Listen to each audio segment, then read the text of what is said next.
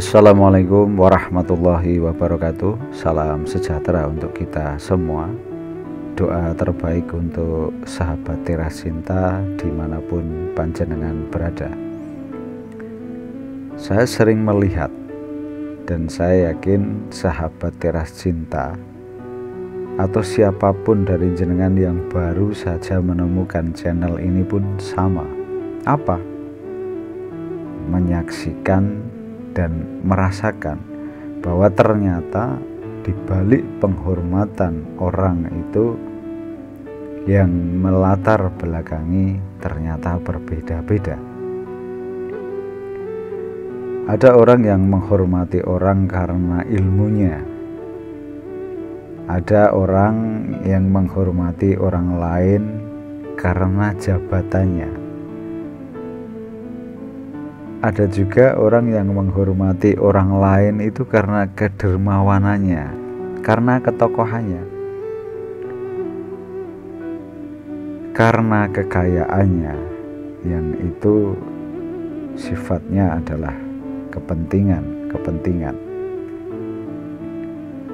Tetapi ada satu yang unik dan menarik kalau menurut saya, yaitu ketika kita melihat atau merasakan ada orang yang menghormati orang lain karena kemanusiaan, karena kesadaran penuh bahwa ketika manusia diciptakan menjadi manusia, sudah ada kewajiban untuk memanusiakan, untuk menghormati manusia lainnya.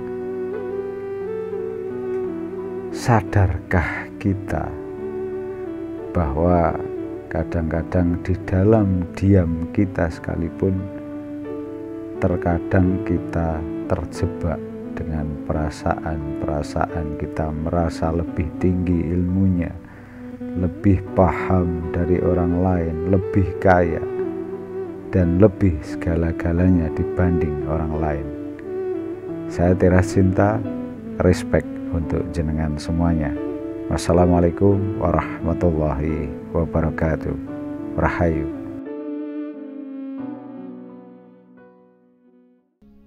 Bahwa kita ini dituntut oleh Allah untuk bertawadhu, dituntut untuk bertawadhu.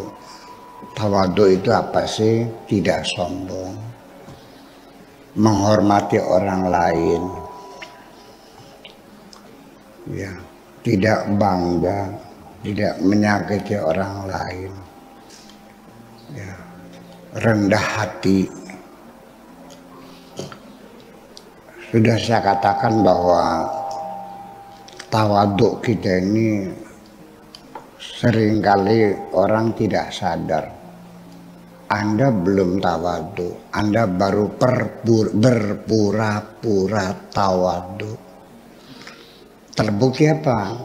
Ketika tamu yang datang itu engkau lihat lebih rendah dari dirimu, ilmunya lebih rendah, hartanya lebih sedikit, mukanya lebih jelek dari kamu, penghormatanmu berkurang kok. Betul nggak? Tetapi kalau tamunya lebih kaya dari kamu, kamu hormati. Berarti kerendahan hatimu masih berpura-pura.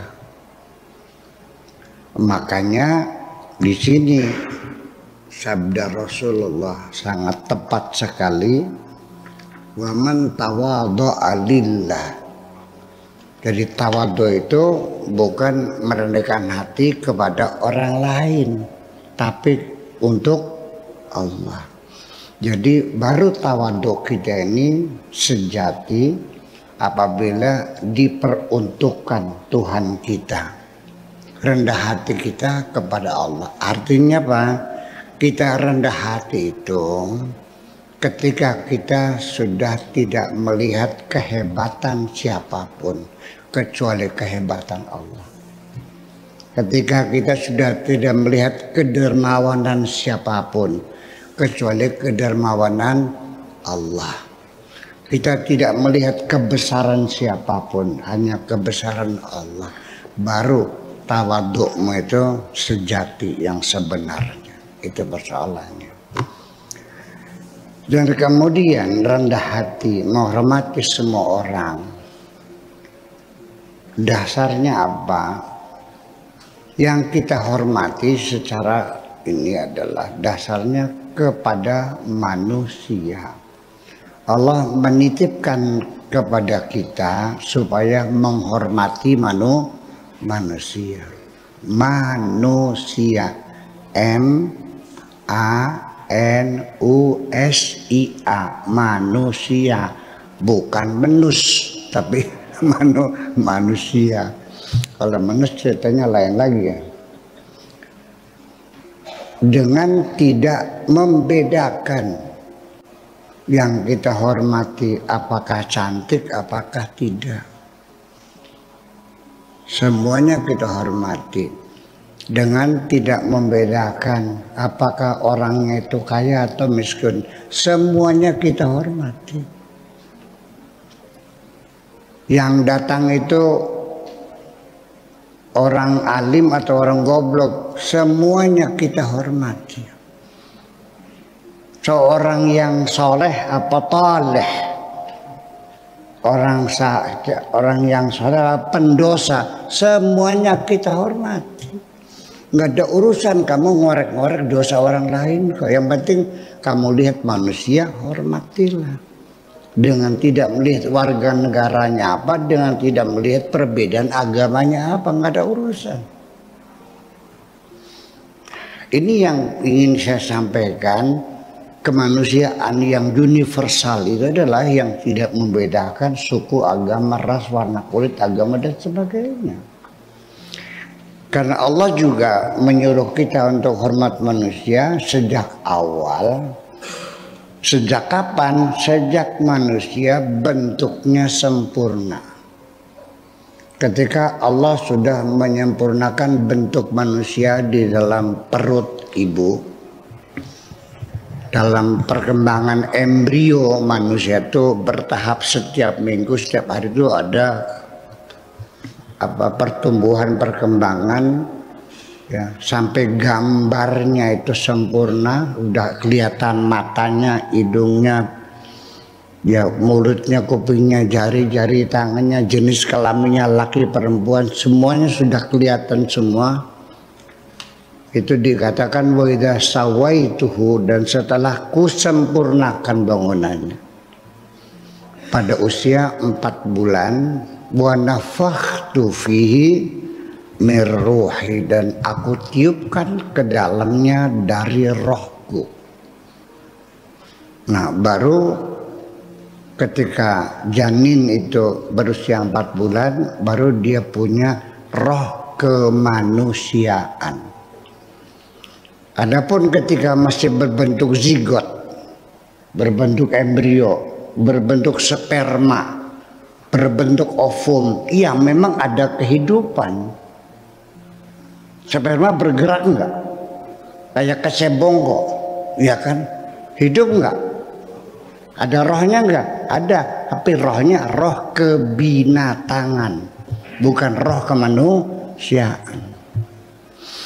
Makanya wa idza sawaituhu wa nafakhtu fihi min ruhi, dan kutiupkan ke dalamnya dari rohku, faqa'u lahu sajidin, maka bersujudlah kamu semua. Bukan bersujud nyembah, tapi menghormati manusia yang di dalamnya ada roh Tuhan, paham nggak? Jadi artinya bahwa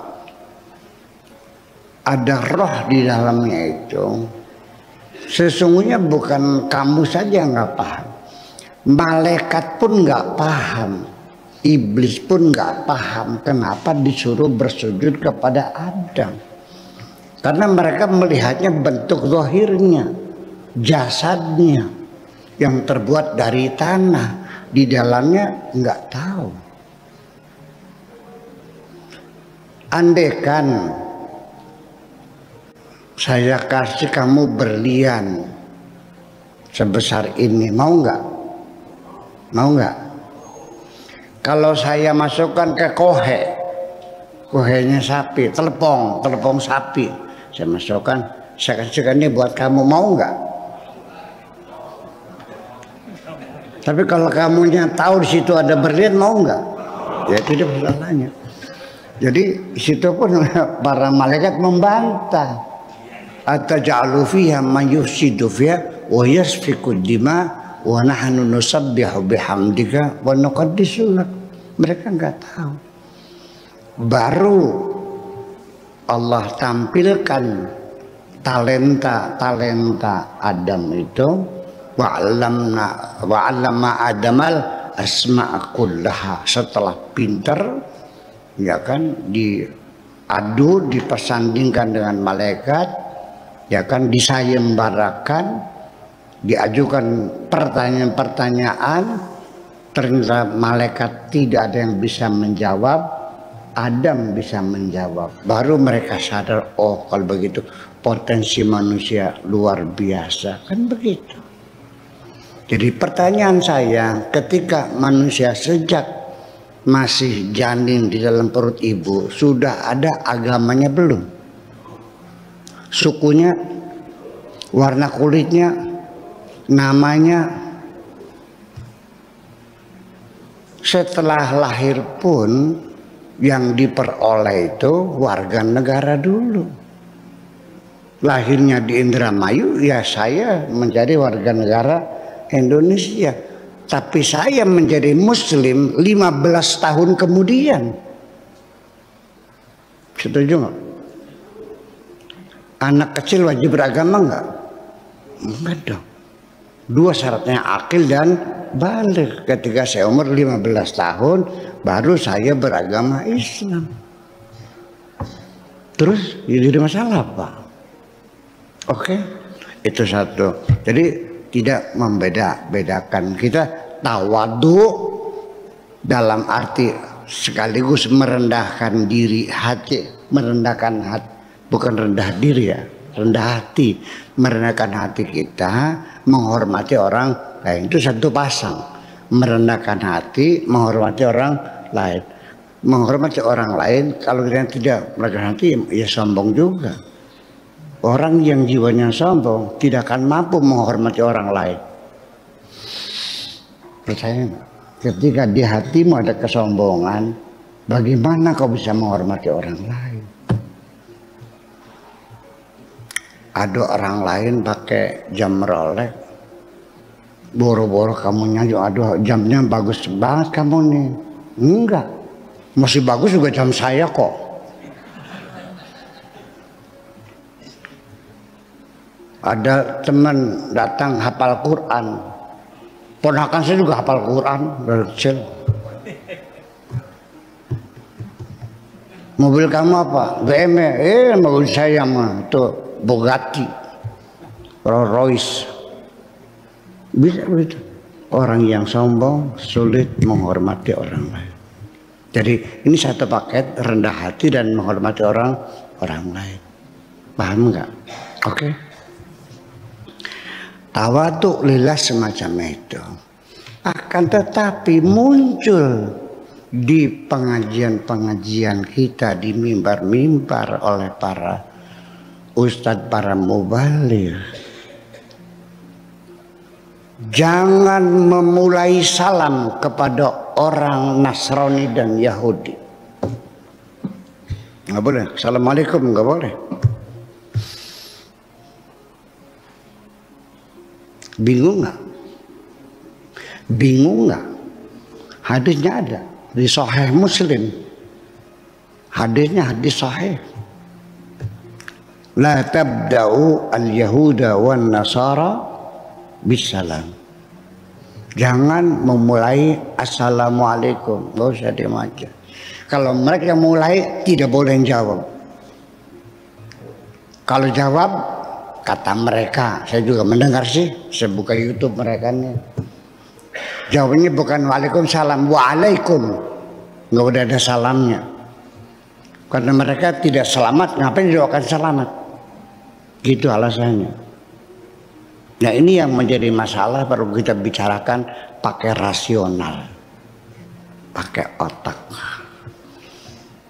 Mau ikut hadis ini apa hadis itu? Ya kedua ahli yang bertengkar. Oke.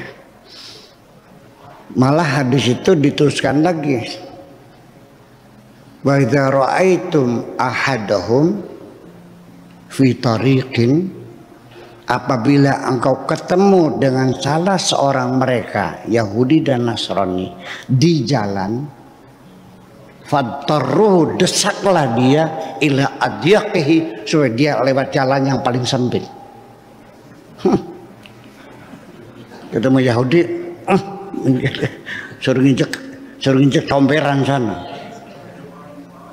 Apakah begitu tawadhu itu? Apa betul Nabi nyuruh begitu? Saya nggak tahu. Ini hadisnya ada, Sahih Muslim. Silahkan, ya Anda mau amalkan hadis itu. Ketemu seorang Cina, Nasrani, suruh minggir gitu.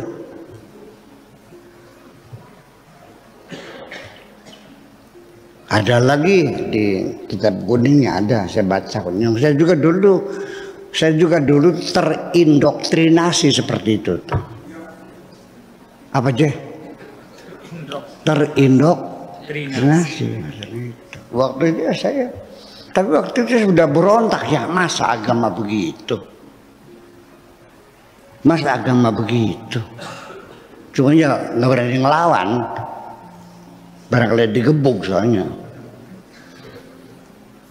Ya, jadi artinya bahkan kalaupun dijawab yang lebih panjang boleh, tapi bukan waalaikumsalam, tapi waalaikumsalam. Samtu al-maut, mati. Waalaikumul maut. Jadi kalau ada orang non muslim, assalam sampurasun, jawabnya campuracun. Gitu. Apakah Tuhanmu seperti itu mengajarkannya? Silakan Anda berpikir, dan saya tidak mau menyalahkan siapapun, karena saya pantang menyalahkan siapapun. Jadi artinya ketika engkau menghormati manusia sebagai manusia, silakan. Tunjukkan kepribadianmu, betul nggak? Tapi kalau kamu menghinakan manusia yang tidak seagama dengan kamu, silakan. Hati nuranimu yang akan mengatakan. Saya tidak akan menyalahkan kamu kok. Percaya nggak? Ya terus gimana? Hadisnya ada, masa saya menyalahkan? Hadisnya di Sahih Muslim ada. La tabda'u al-yahuda wan nasara bisalam wa idza ra'aitum ahadahum fi tariqin fattaruhu ila adyaqihi. Di dalam hadisnya seperti itu. Ya, silakan rendah hatilah kepada siapapun. Begini ya, sekalipun pelacur datang ke tempat saya, pasti saya hormati. Nggak ada urusan dengan dosa-dosa pribadi dia. Saya mah lagi melaksanakan perintah Tuhan, hormatilah, saya hormati. Tapi dia pendosa, itu dosa dia, bukan dosa saya.